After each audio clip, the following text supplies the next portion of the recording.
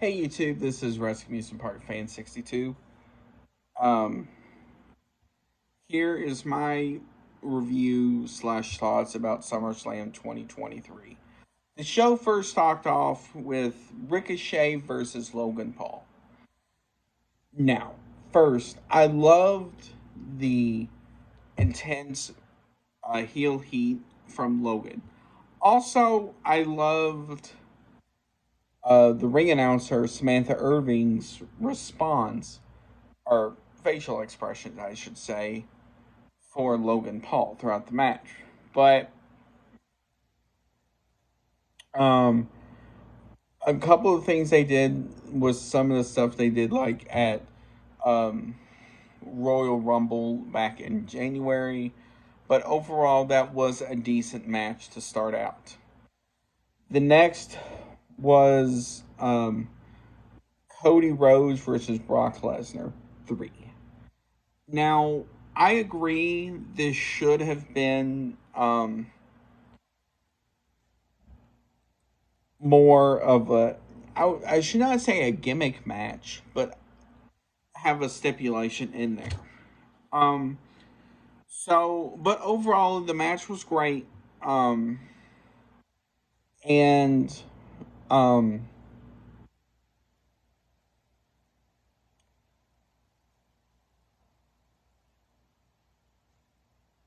uh, Kudos to both for doing it.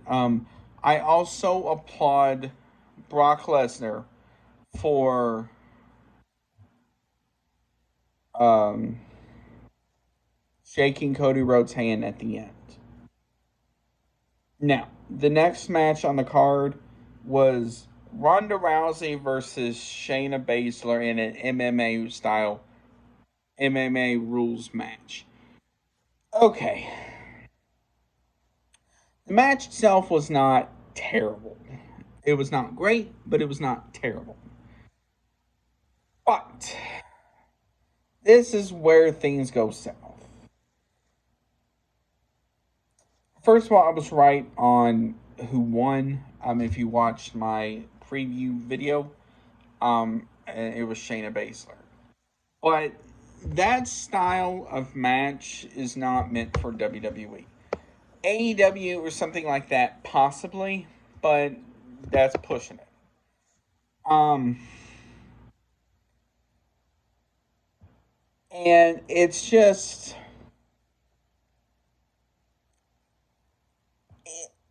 you could tell the crowd was not into it, and it was just there.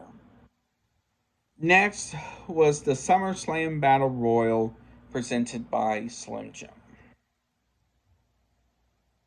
Okay, this this was more of like a filler style thing on the card. I did not like it. I felt like it should have been more of like on SmackDown or something because you basically just had people who was backstage, and it's like, well, let's let them have their payday, so let's just put them on the show. So you had stuff like L.A. Knight, Alpha Academy, um, and all them. Next was uh, Seth freaking Rollins versus Finn Balor. Now, I may be wrong on the order of some of these. I'm sorry.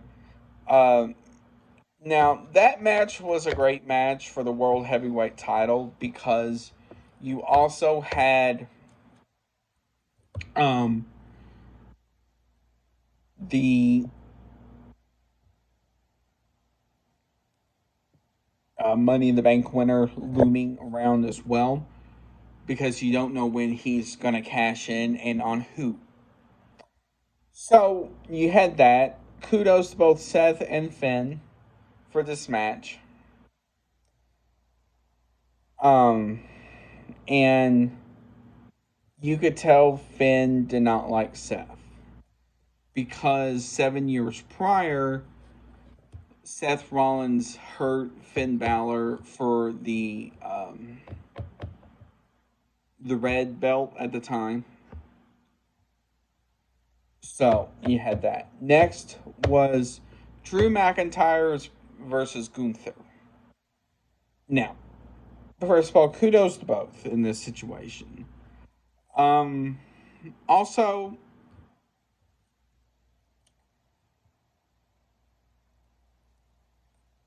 with Gunther, you can tell he's having fun being Intercontinental Champion, but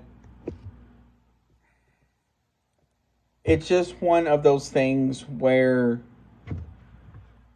you kind of figured he was going to win.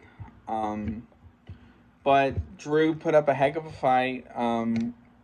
Gunther put up with a lot of um, Gunther's offense and defense.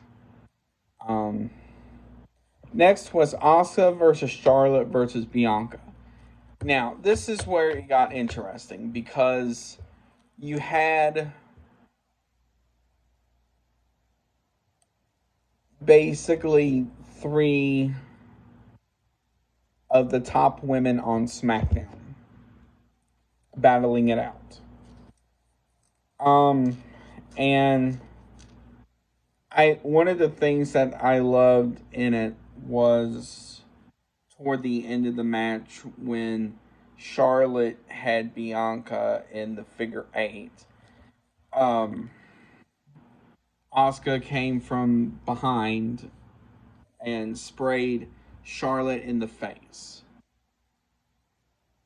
Um, which, as a little side note, Charlotte should not trust Asuka at all because look what she did at the 2019 Survivor Series when they were teammates. So, Bianca Belair won the match, and then Io Sky came in and cashed it in on Bianca. Now, the last match was Roman Reigns versus Jey Uso. Um, Now, this match was good, and it did look like Roman could lose his title along with being called head chief or whatever you want to call him. But overall, it did look great. But I loved the angle at the end with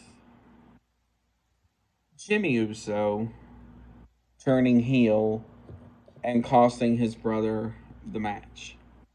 Overall, SummerSlam was a great show. It was long, but it was an interesting ordeal. So I want to hear from you. Did you look at it? Did you not? Are you going to look at it? And now we're on to Payback in September.